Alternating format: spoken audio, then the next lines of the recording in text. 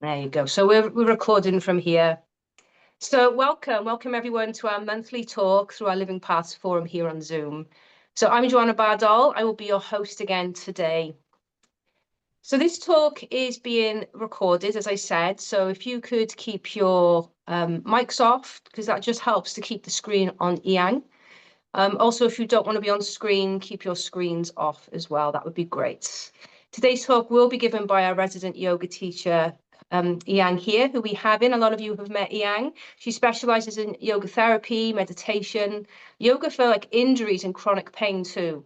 I think actually if I was to go into all Yiyang's specialities, that would probably take the whole hour because she's pretty incredible. If any questions arise in your mind during the talk, then please put them in the chat box, or if they arise after the talk as other people are asking questions. And then when we're finished, I can read your questions out to Yiyang and she can answer them for you. So I'm just going to leave it there. I'm going to hand you over to Yiyang. Enjoy, and I will see you on the other side. Thank you, Jo. Taking over. Oh, how's my hair looking? Well, I can't see it. It's really tiny in the screen. Hello, everyone. Probably we're not all in the same time zone. So good morning, good afternoon, good evening. Okay, how about we do this? So we take 1 minute or two before the session. So we just sit back where maybe you're standing, and doesn't matter if you want to close your eyes or not, depends on what view you have. You have a fantastic view, keep your eyes open. Or you want to keep them closed, just sit there for 1 minute or two and feel your breathing, feel the sensation on your chest, and keep the body not moving. If you like, you can see your body as a temple.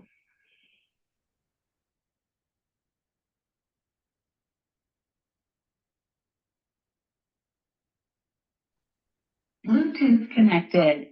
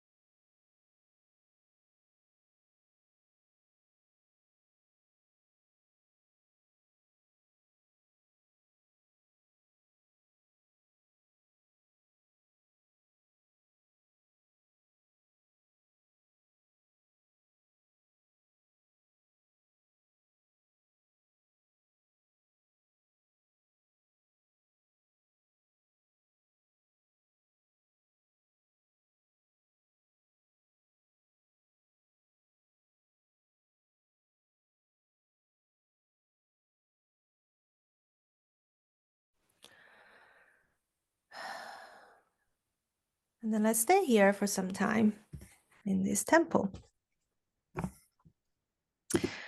All right. It's a little bit odd for me to talk to my laptop, which I can see is myself there. But I think once I start to talk, and I will feel more comfortable. So bear with me if you feel it's a little bit rusty or unnatural. All right. It's okay, Sharon. We just begin. We were sitting quietly to come to this point, and now I'm actually beginning with the talk. So today I want to talk about this body, my body, your body, our own body. So basically it's how we we look at this body and how we see this body as a fantastic tool, which is not just superficially how we can move this body. Also, there's a huge potential within the body. And then we just need to cultivate a perspective or a special eye to look at those potential. Then we can actually use it, and then to help us to, first of all, to feel better with this body, because we literally need to use this body to do so many things every day. Even when we're sleeping, we're using this body. So how can we make the best use of it? And then to feel good, to feel comfortable physically, and then the mind probably will feel, our emotions will be better, happier. And then we can easily get to the mind training. Then we can get a deeper level to feel good, to feel better, to enjoy the life. All these aspects could be, come to one. I wrote down some bullet point for myself. First one, I was addressing like how do the bodily movement works for self-realization. So how do you see this body? We can go into this topic by asking ourselves questions. I was talking about using this body to do certain things. This is almost like you're consuming the body, and then you feel your energy will drop and you feel tired. That's like this is one way. But if you see this body as a door, just a door, whichever door you can see, this door open, you can get into the room, but you don't stay in this room forever. You also move out to the other opposite direction, right? So if you see this body as a door, so we have some output, we have some input. So basically, we just need to balance this too. Because simply, if you put so many people in this room, eventually it will be full, and there's not enough circulation, and you don't want that. Of course, then you will probably shift some people out to make the balance. So then you can use this analogy to analyze your own body. You don't have to analyze it all the time, just occasionally, whenever you want to, whenever you feel you need to. I'll give you a very simple example. Many of us, we work in front of a computer, right? You sit on a chair, table, or you put the laptop on your lap. So think from there.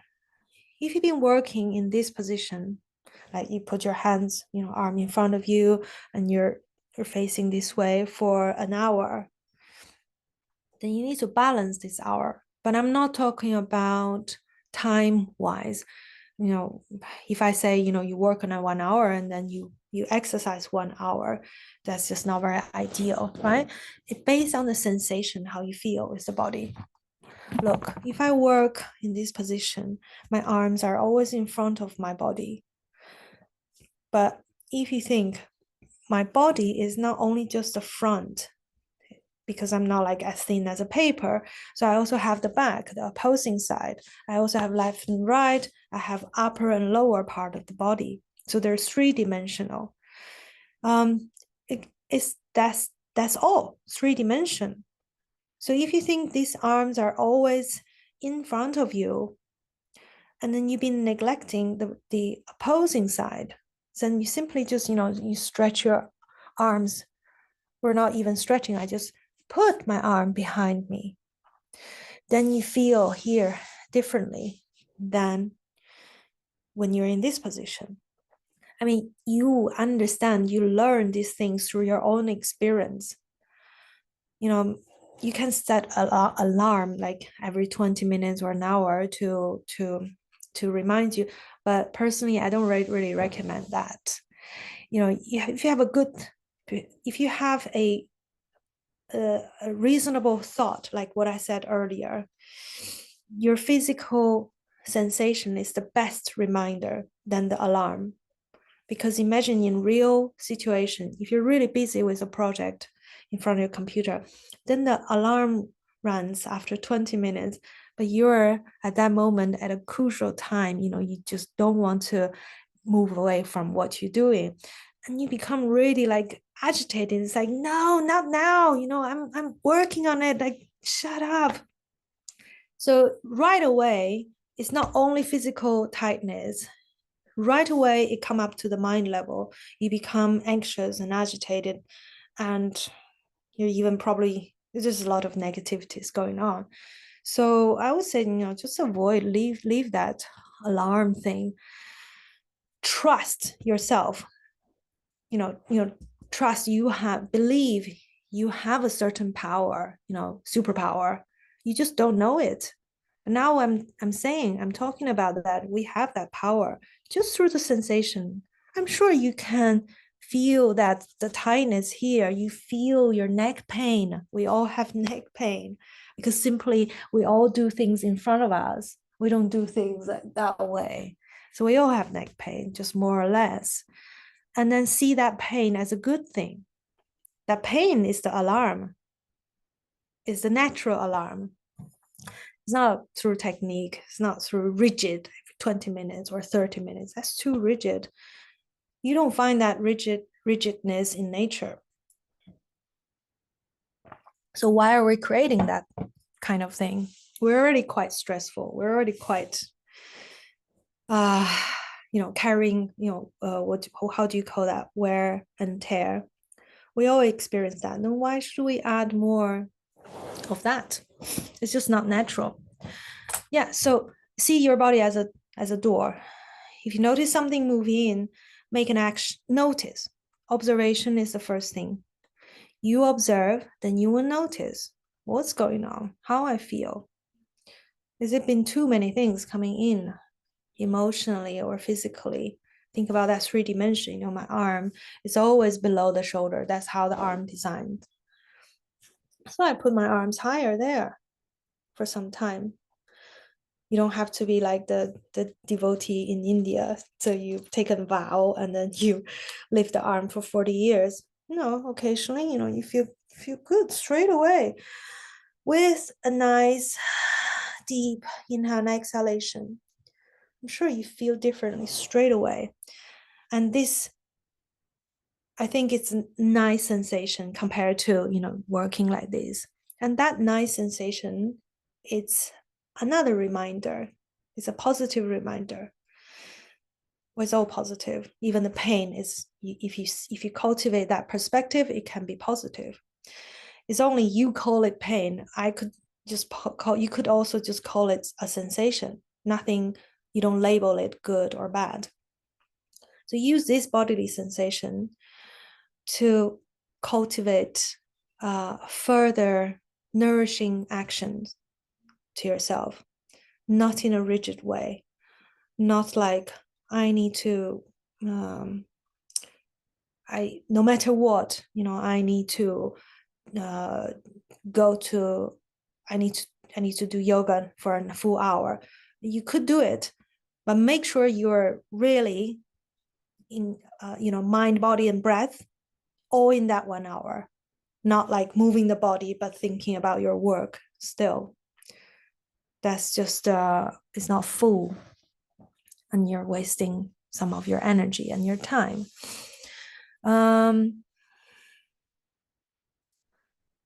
So yeah, so I would say the first step is through observation, and you notice what's going on, what's moving into the body, and do something. If that makes sense for you. I use this analogy for my own body, and I find it's very helpful. Because sometimes we kind of like, we don't want to confront our problem like nakedly, directly, like that. Okay, so we find an analogy. So we shift our attention to something else. And then hopefully we have a nice reflection, and then we become more positive, and then we come back to this body, and then we're easily, happily dealing with so-called problem, then you dissolve it, and it's not a problem anymore, and it become like a natural, habitual way, a positive way for your action. And through this way of training, and observe it, see if this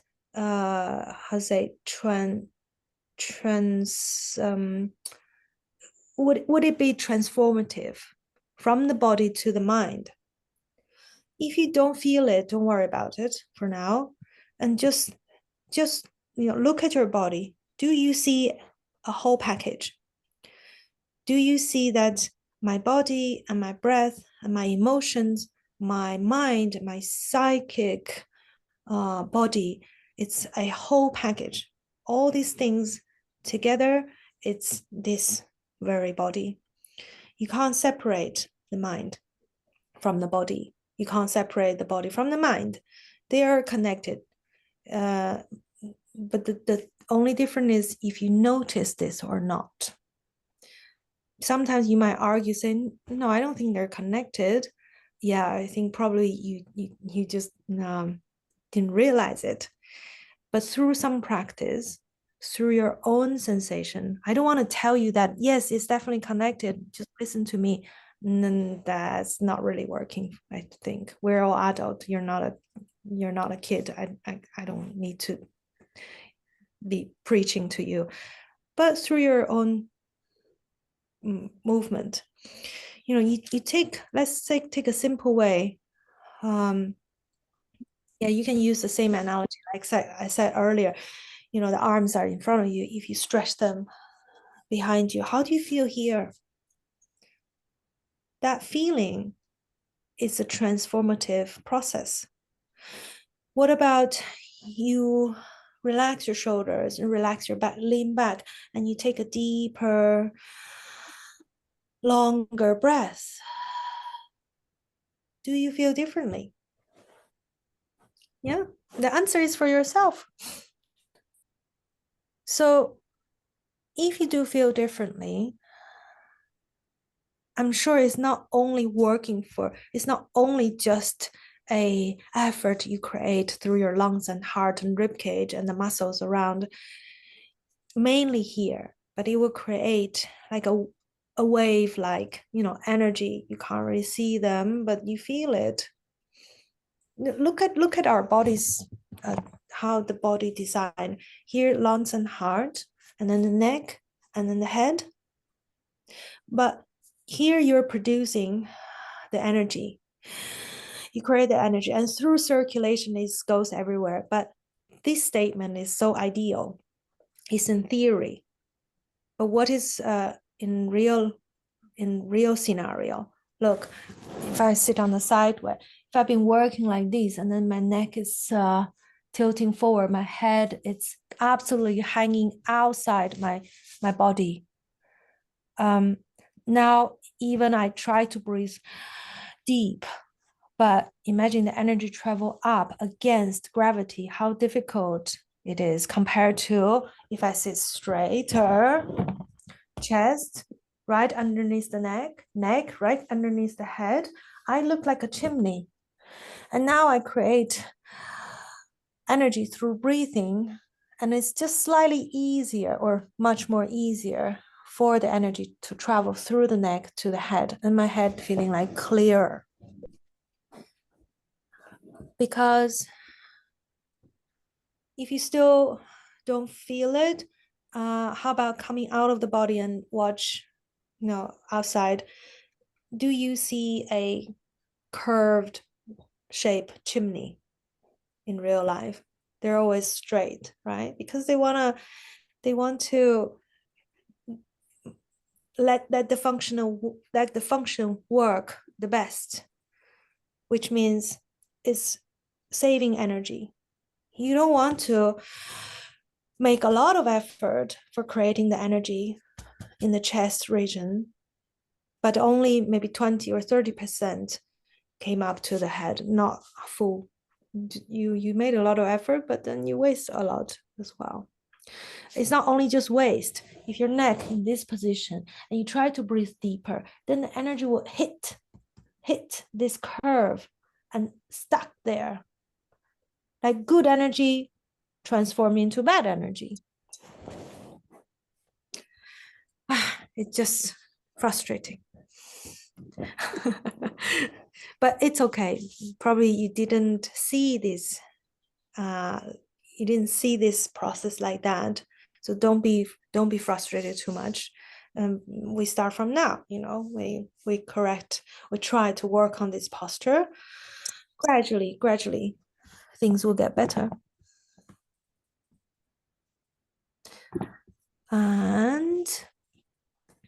And I think the body, if you see the body as a gateway to the mind, let's say this morning we're in the class, and then one of our guests asked a very good question. So we're doing some twisting, the arms like that and that, and then she asked, "What's the purpose of this?" And then I say, first of all, yeah, you feel quite releasing for the muscles around the arms, right? And then, but if you think deeper, the nerves traveling to my fingers through my arm, where are they coming from? They come from the cervical discs, right? The spinal discs between all these 7 vertebrae. And the discs is nerves and coming from the spinal cord. The spinal cord comes from the brain. So there's a series of connection. Yeah, I can't really do something with my brain, right? Like physically, I can't massage it. I can through the scalp and release some pressure, and then I feel better. But I can't really touch it or massage it. So through this movement, it will nourish all the way back to the brain. So that's the connection. Like, can you cultivate an eye to see this connection? If you don't understand the biology aspects of the body, it's okay. You don't have to learn all that, but simply just believe this is a whole package. I do something with my finger, massage it or stretch it. It will be beneficial to all the rest part of the body. This is a strong belief. You don't have to, unless you want to learn biology. It's very interesting. It's really fun.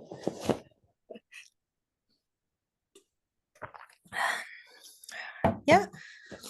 So if you reverse what I just said, what will happen?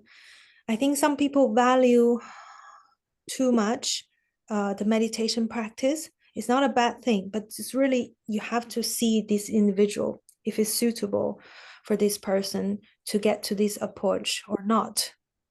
So some people think physical practice is too preliminary, and they're kind of like, I want to get to the mind straight away because I just cannot wait, because whatever reason, they might feel too stressful or too much going on here. So they want to pinpoint, make the effort straight away to the mind. It's okay. For some people, it works, really. Maybe they're very determined, like, and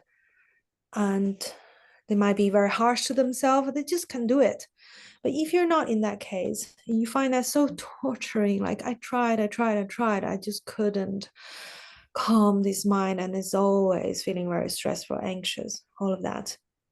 If you're in this category, I suggest you to take a step back. Maybe that's too advanced for you. Imagine if you practice a dance movement, you know zero how to do ballet, let's say. It's very difficult, right? And you just have a mind that you just have an idea that you want to dance like brilliantly, a masterpiece. Do you think that's possible?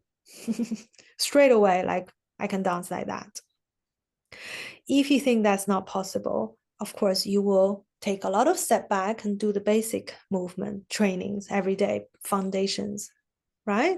And that's, we all understand that. But when it's come to the mind, we become a little bit, what's the word? We kind of just believe that I can do it. but actually it's not that easy because it's not like this body, you know, this leg, I can see it. I can see how much I stretch this leg, but the mind, you can't see it. It exists in another form. It's just different. So be patient. You know, if you feel struggling with the mind training, take some step back, do something with the body. Think about that 3 dimensions I was talking about. If the legs is always here, you can see them. Yes, maybe stretch them behind you on the side. Right? If you notice when you walk, it's always the front part of the foot bearing more weight than the heel. And just ask yourself, like, am I limiting the function of my own feet? And you're like, why? Why am I doing that? I think I'm a very open-minded person. You know, if I'm like that, if I can do here, I can also do here. I can also do both. There's just many perspectives. Try not to stuck with one perspective and always do things like this pattern. Then you become like a habitual way. Then you want to come out of it. It's gonna be difficult. Yeah. So if you want to work on the mind, don't think that's an easy thing. It's for a short period of time, it might be okay. But if you want to achieve like a higher level, I don't think that's an easy thing. So be patient and then always give a great value to the foundational things, what you can do, because those are easy thing you can do. It's like a small step you can easily achieve. I mean, training the body. You easily achieve something through not too much effort, then you feel happy and you feel rewarding and you feel valuable and all these positive feelings coming to you. But if you like thinking about a great leap in your practice and you always want to just make a great leap and get there straight away, okay, that's a positive thinking. But what if you make a lot of effort but you don't get there? You just have a lot of negative feelings, frustration, disappointed to yourself, and grumpy. So the process, you can decide what kind of process you want to go. And yeah, I think I mentioned a little bit of this flexibility. Do you feel the flexibility of the body, there's a certain connection to your mind as well? Well, same concept like I said earlier, you know, there's simply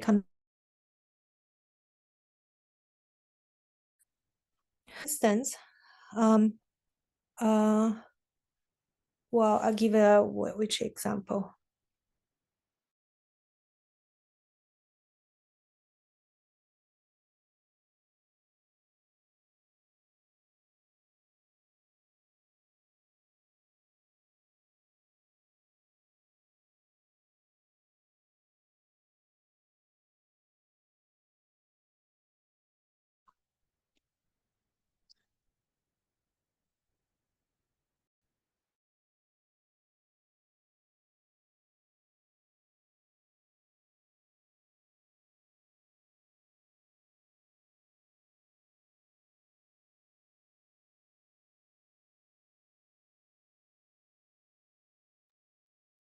I couldn't work out whether Yiyang was being incredibly still or whether she's lost connection, but I think I can safely presume that Yiyang has maybe frozen on the screen.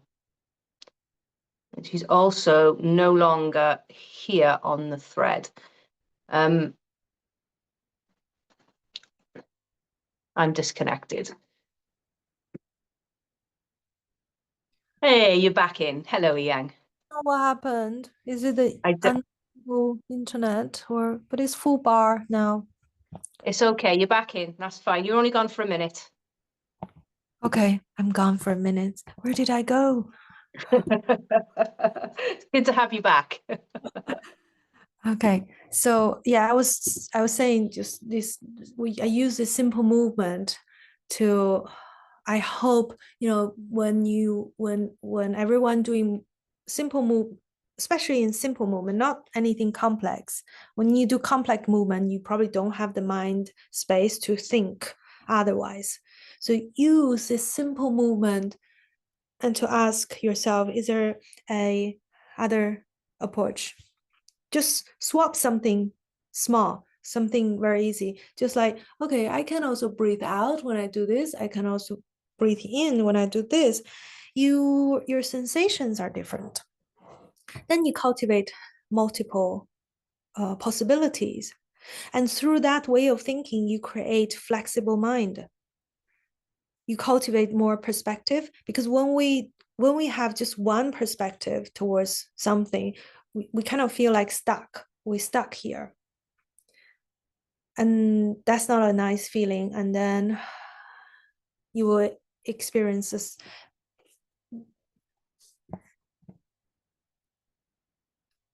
basic culture.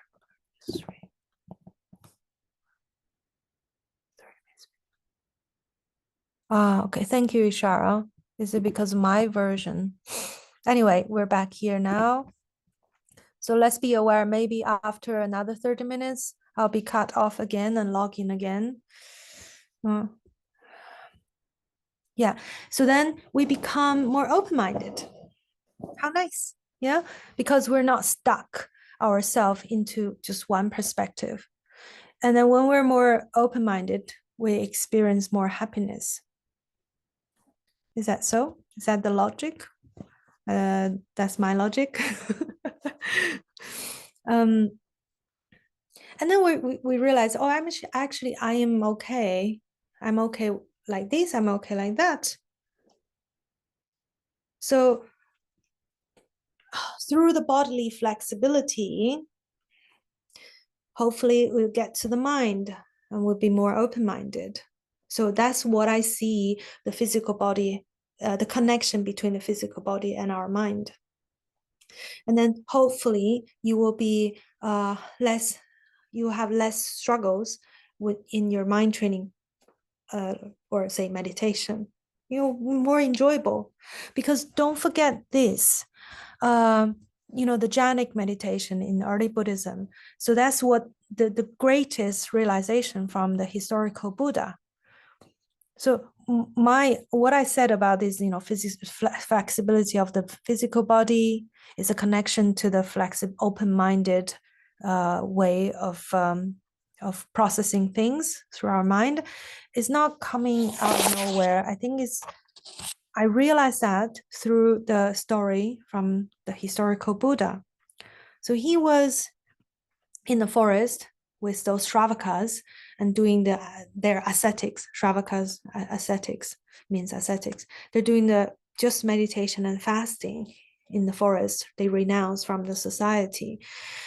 And then in the end is the process of embracing death, basically. And then the Buddha was doing that. That's the mainstream meditation at that time. So he was doing that as well.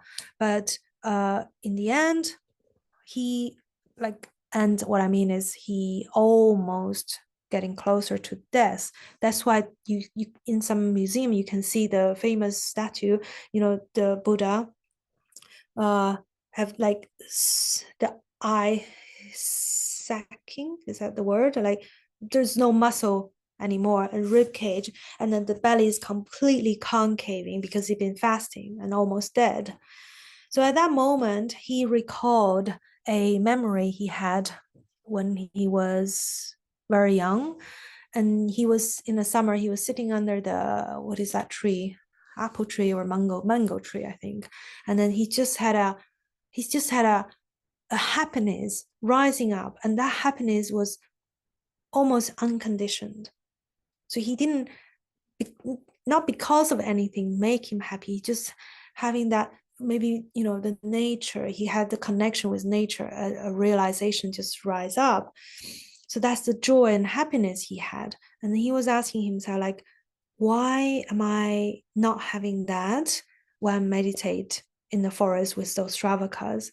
And only thing I can feel is I'm suffering and I'm hungry. I'm about to die. So he came out.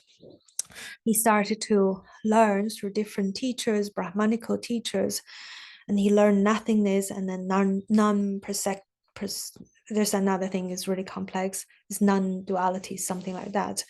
But he just still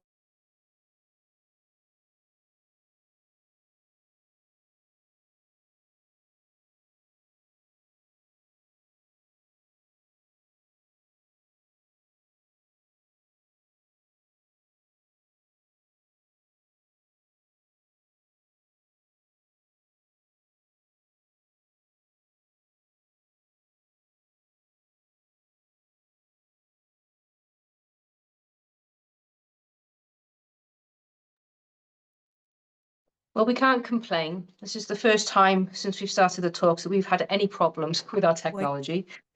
Hey, hello, you're back in again. Hello. part of the game.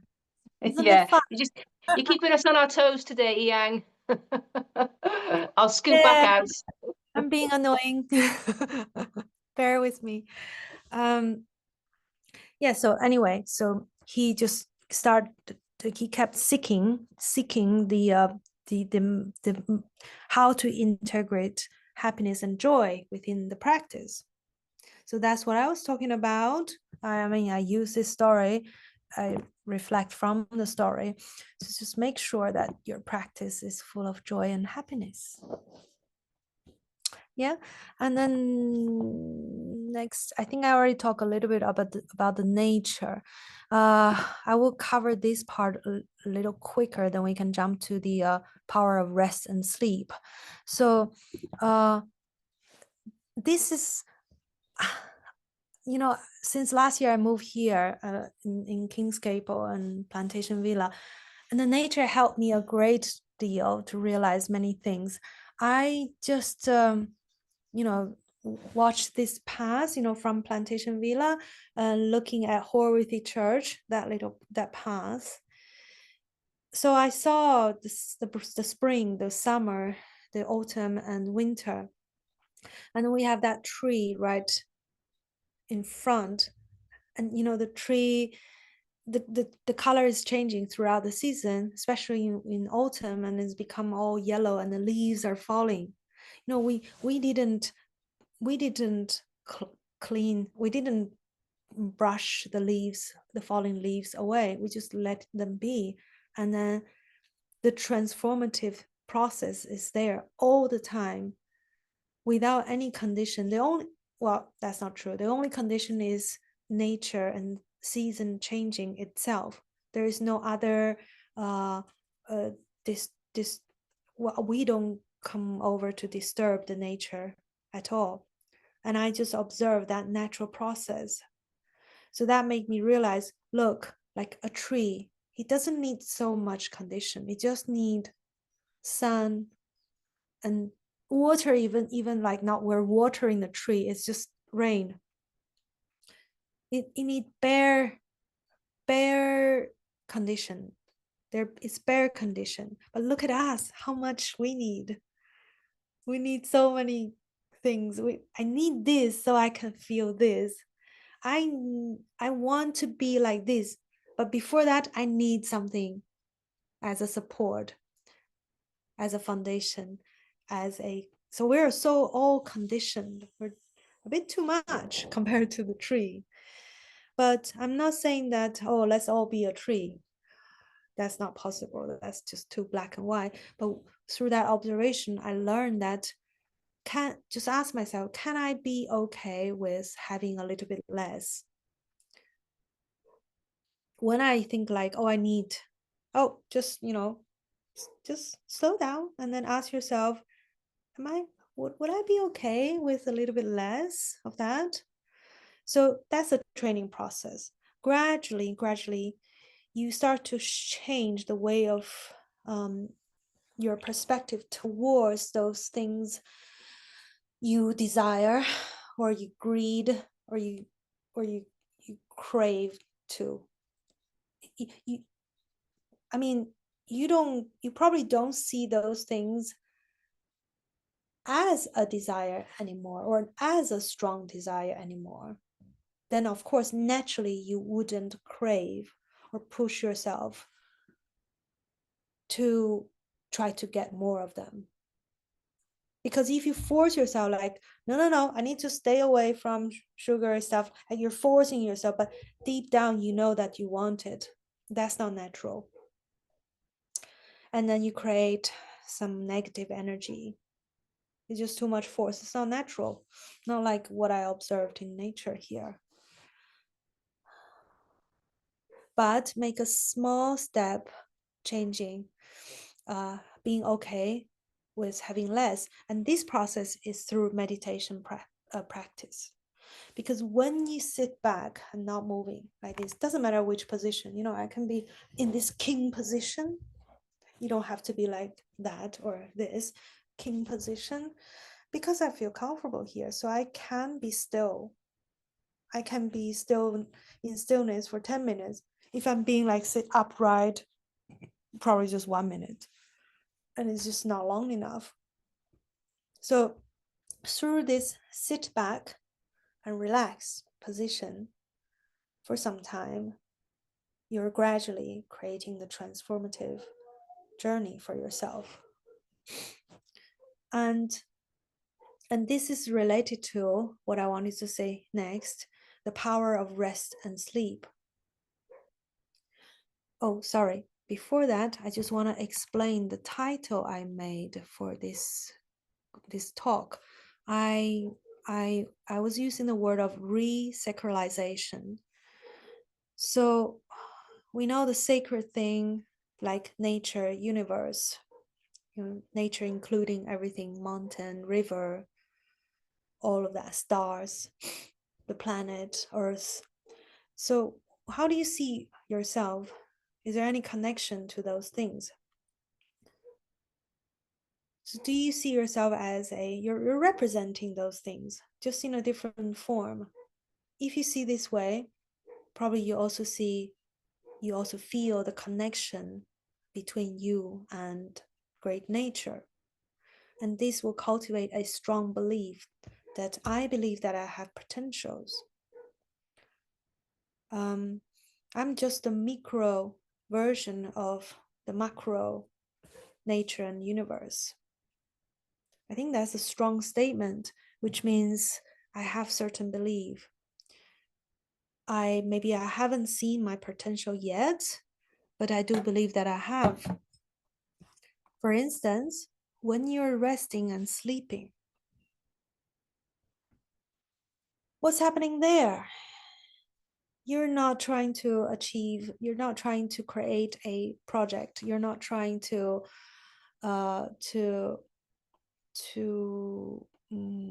contribute more to the technology. You're not trying to create more new things. You're not going that direction, but you're going the opposite direction. So when you're not busy, not doing those things you usually do, but I'm still alive, right? So what's going on?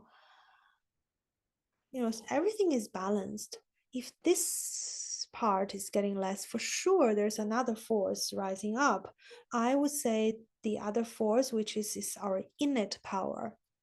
The power or the quality which is very similar to nature, which we all have since we were born. We were not when you're born, you're not that modernized.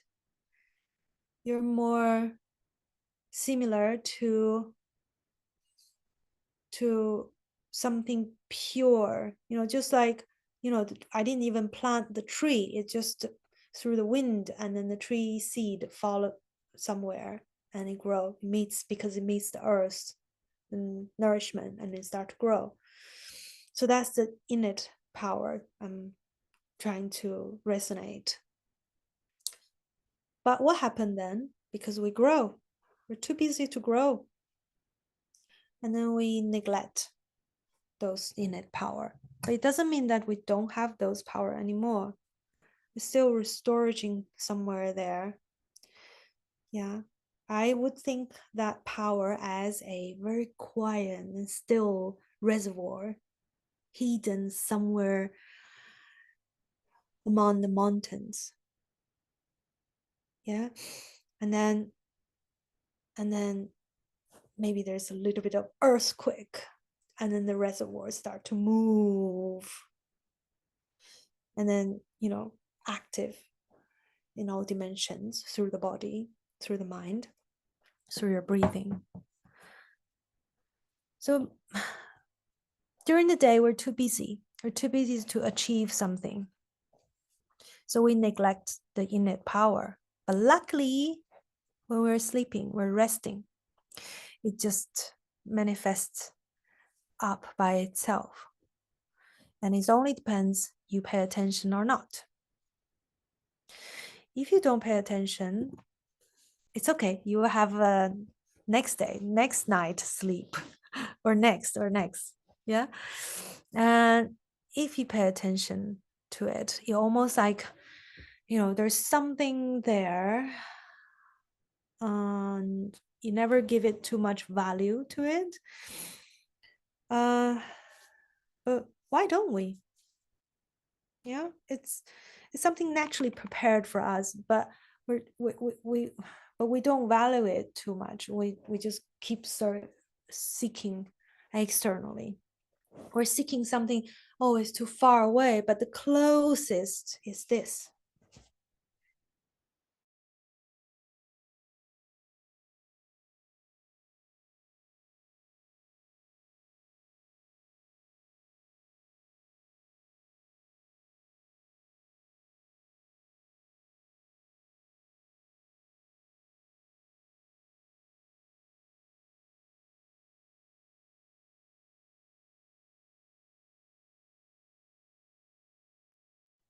That's got to be my favorite still shot of Yiyang from today. No doubt she'll be back in momentarily.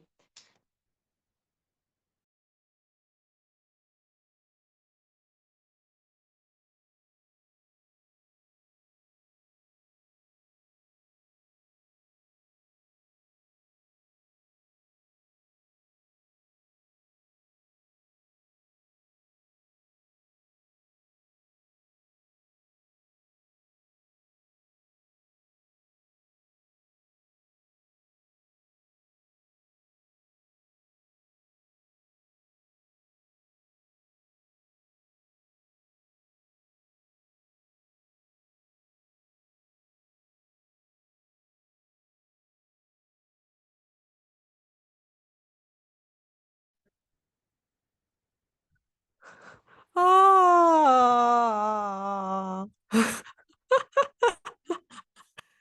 what is going on, Joe? Welcome back. Too many I've no welcome. idea.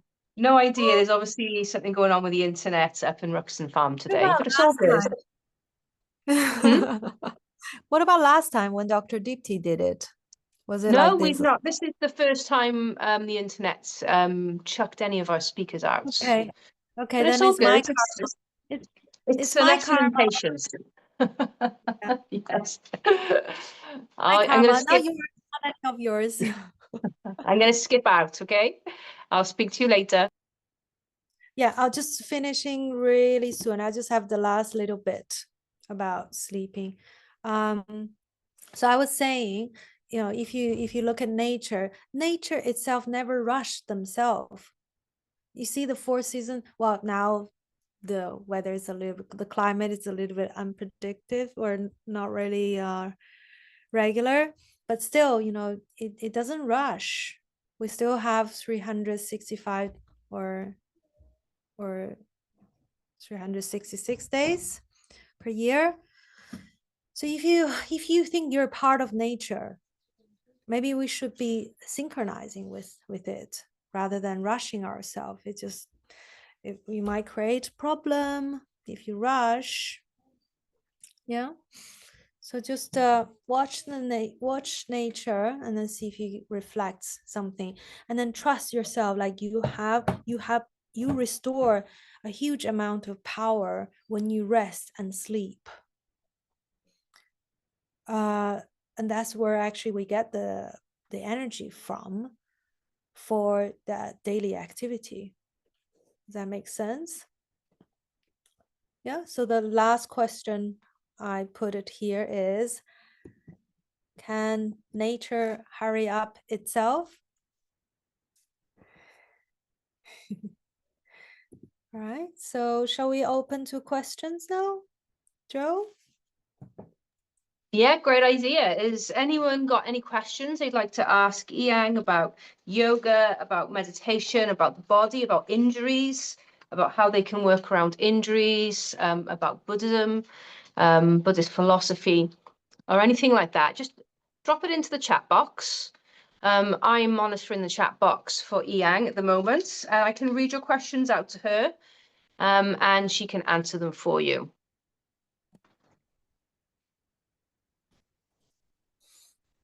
I mean, you were pretty thorough, so you never know. There might not be any questions needed. It's okay. I also welcome to delayed questions. You can write to Delayed the questions, past. yes. Yeah. It was a really good point actually about if we're struggling with just the subtle aspect of meditation, then to use the body as meditation, because we can physically see and feel the body. And that's why we use a lot of breath work meditations in Plantation Villa, walking meditations and all sorts of things like that, because it is easier to begin the training of the minds primarily through using the body. So yeah, that was a really good point that you brought out there for people. I think that's really helpful. Yeah. Can I share a few pictures of, the view I was talking about here? That's my observation. How can I share pictures?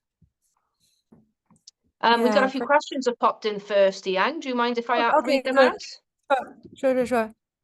Okay, so Sharon. Sharon's asked, I was really interested in what you said about connecting with nature and how to use its power as an intrinsic part of our lives. So not so much of a question, a comment. And Kelly said, really enjoyed this morning's talk. I just wanted to say thank you for your time and energy this morning. And thank you for excusing my lateness. That's absolutely fine, Kelly.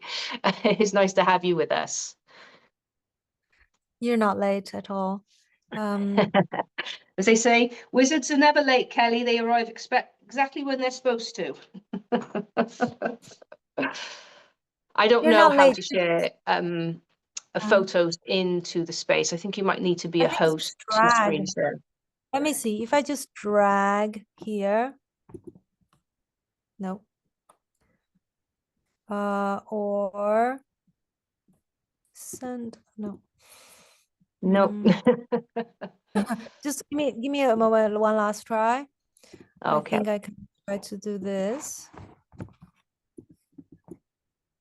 There, and then I'll do this.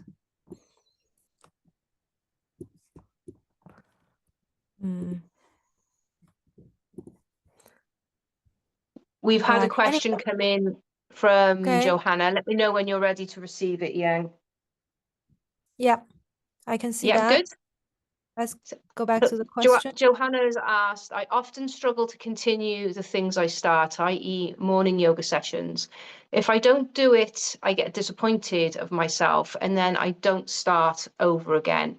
What might be a better approach? Great question. Yeah, I think this is almost like what I said earlier about, setting an alarm.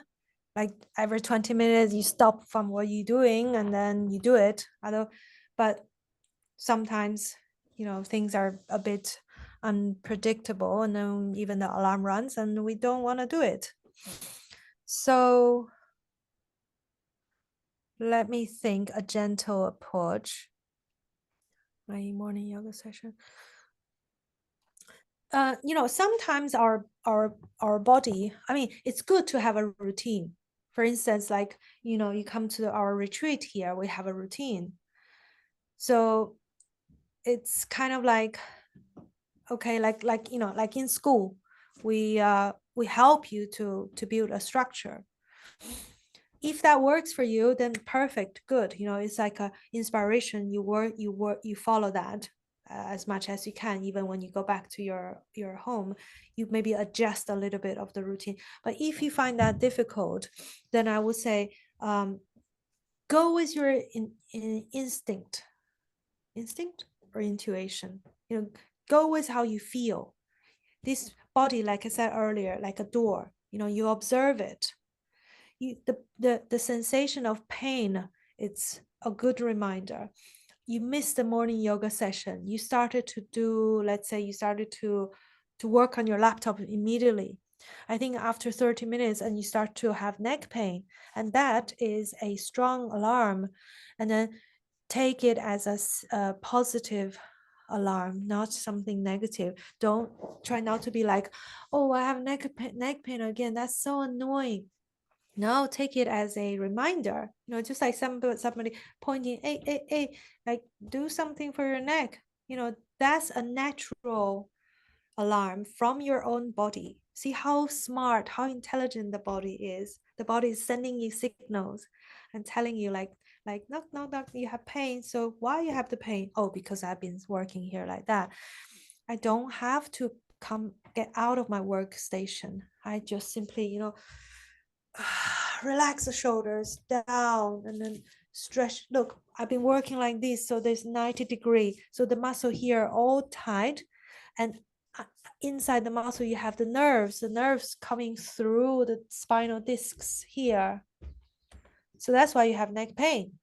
But the neck, it's totally a victim.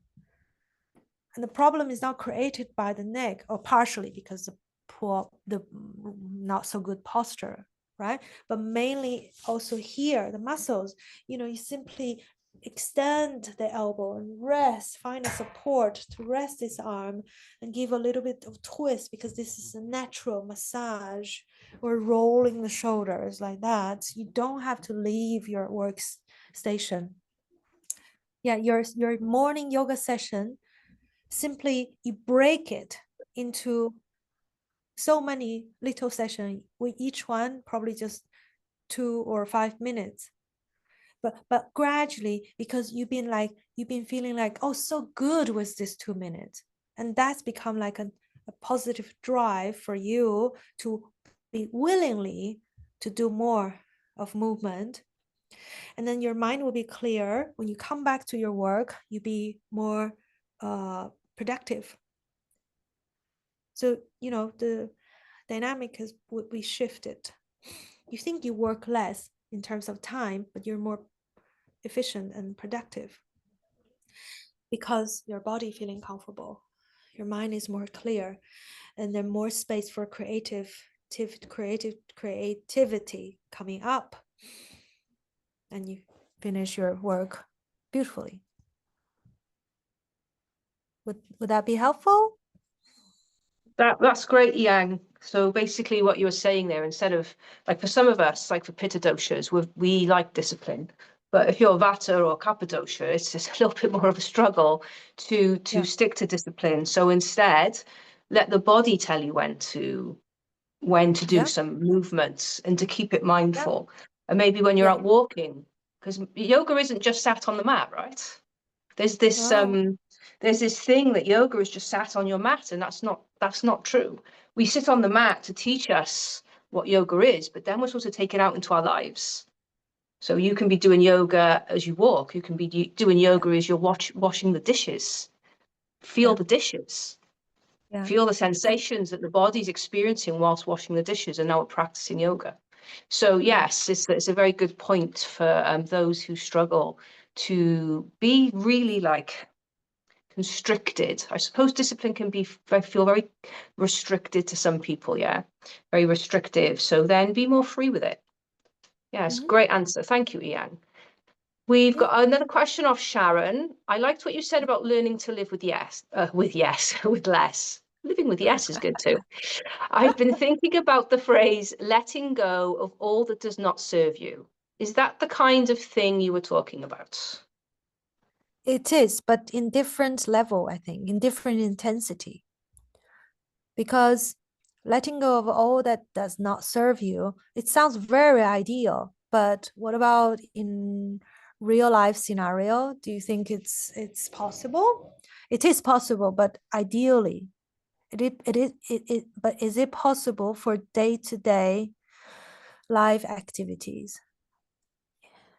But once again, if you're what was that type of person? If you're really disciplined, okay, try to abandon those things not serve you immediately straight away. Some people could do that. They're like ascetics. But if you feel like you're not that type, so maybe use the way of saying I put, which is learning to be okay with a little less, just a little less. See it as a longer stretched training process rather than turning yourself from black to white immediately. But I think they're talking about the same thing, but we're all on different levels. You just have to evaluate yourself based on your personality, your emotional level, your perspective, your value. Yeah, definitely not just one way is absolutely correct. Theory, it's theory itself. When it comes to your practice, you need to be kind of adjustable, flexible. I didn't get that. Could you try Oh, again? shit. Siri was talking. I was not That's calling okay. you. Thank you for that. Okay. Oh, no, no, I no. found this on the web for what is talking. Stop. You're having a very very fun time over there today.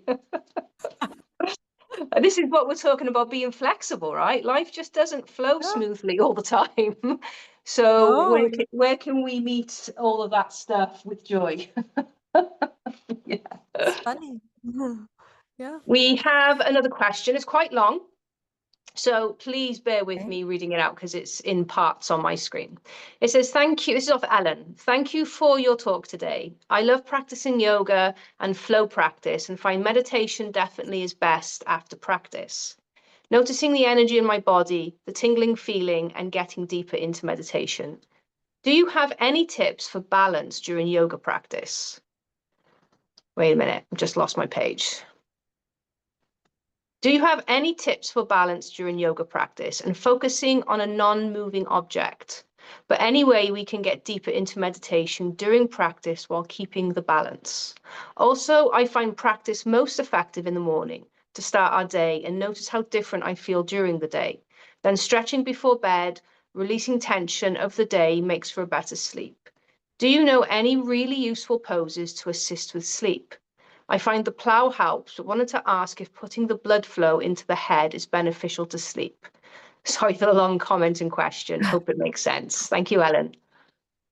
No worries. So let's go back. Do you have any tips for balancing during yoga practice and focusing on a non-moving object? Do you have any tips? So do you realize that if you want to focus on a non-moving object while you're in a movement style of a lot of movement, that kind of style of yoga, which is easier if you do it indoor than outdoor? Because indoor there's so many unmoving object, and that depends on your purpose. Let's say you want to gaze a soft gaze on a non-moving object because you want to train your stability. Let's say you want to train your legs to be strong and stable.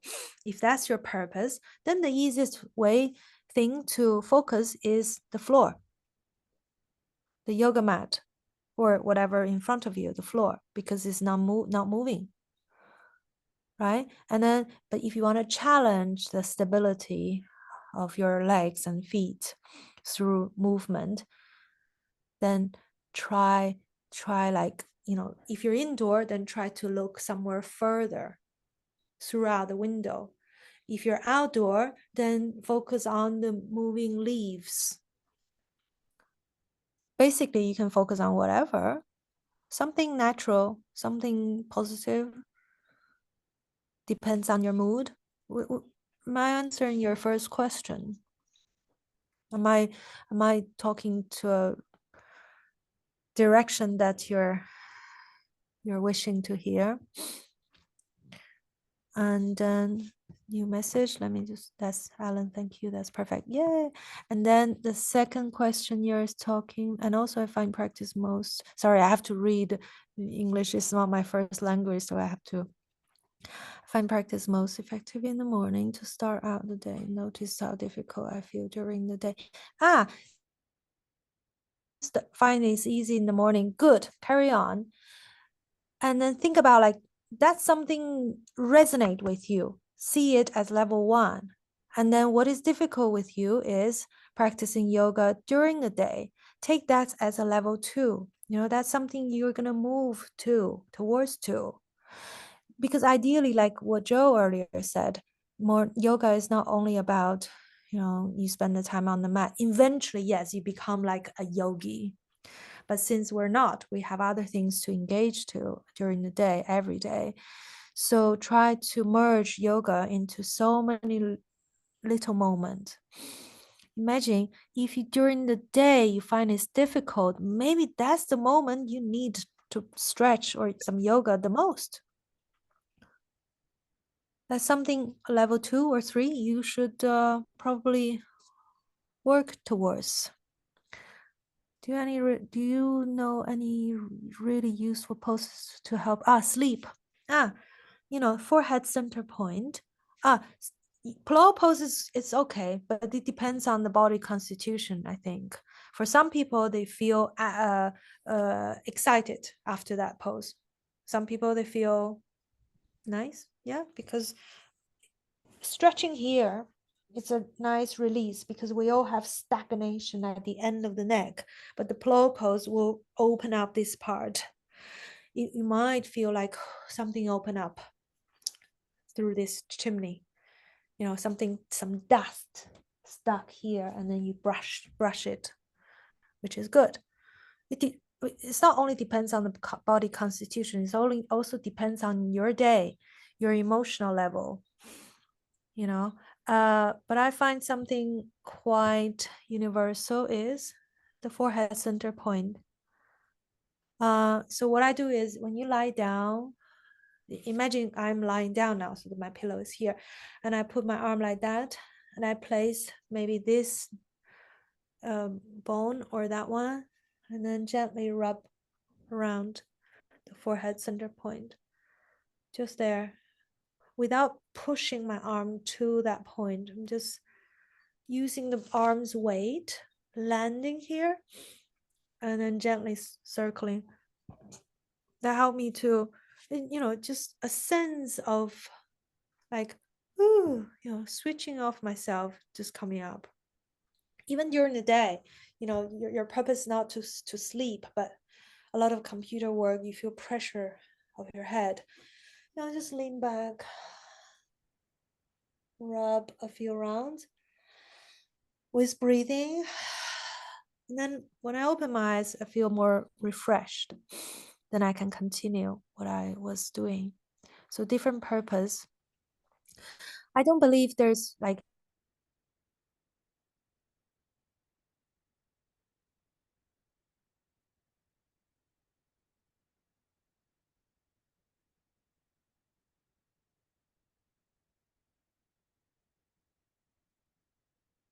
Looks like we've lost Yiyang probably for the last time, as we're coming to the end of our session anyway, but I will let her come back in just so that I can send her all of your thank yous before we close down the meeting today. So if you've got any final words that you'd like to drop into the box for Yiyang, please feel free. And as soon as she's in, I will read them out.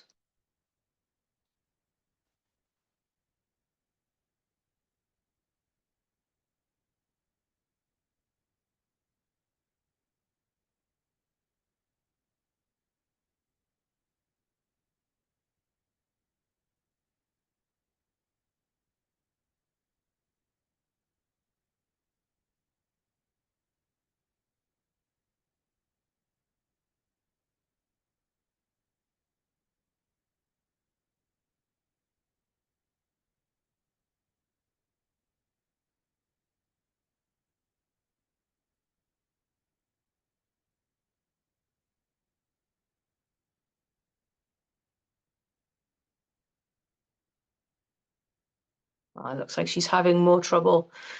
Oh no, you're back here. Hello. Oh, nice position, Yiyang. I love the chill out position. Just had a nap. I just had a hour cat nap.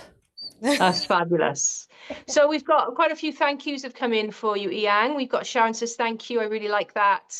Johanna says, thank you so much for this talk. It's added up a lot to my Sunday inspiration. I love that. Ellen, yes, thank you. It's perfect. Thank you. That's really helpful. And Pearl has dropped in to say thank you so much for your talk. So yes, thank you for your taking out your time to spend with us today, Yiyang. It's been really lovely Pleasure. having you with us here. I hope to see you guys here in Plantation Villa. I'm always here every day. Live here Yes. days and nights. Yes, absolutely. I'll be up to see you tomorrow.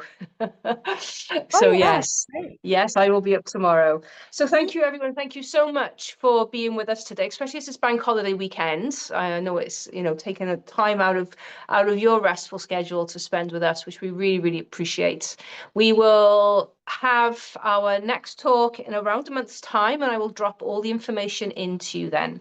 So for now, bye-bye, and bye-bye, Yiyang. Thank you See you all all. soon. Bye. Thank you, Joe.